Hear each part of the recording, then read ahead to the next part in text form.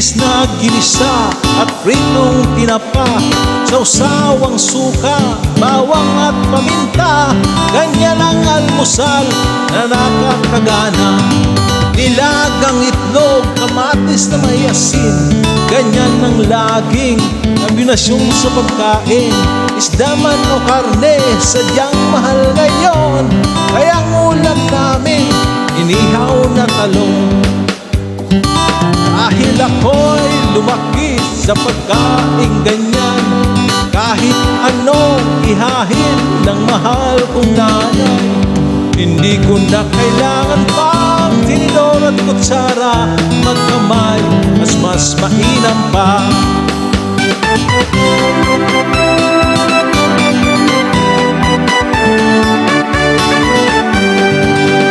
Sardinas na manghang, inutang lang sa tindahan, manipis na pandesal, sa kape sinasawsaw.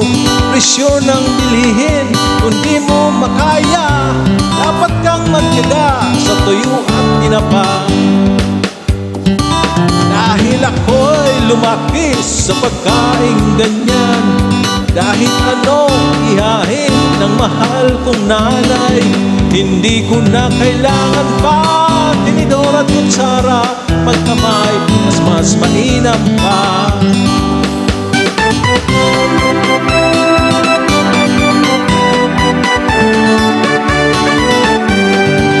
Ngunit bakit ganyan? Marami na nagbago.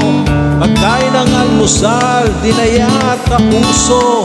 Pero nagtitipid, hindi nagkakape. At kung mananghalik, bandang alas 12.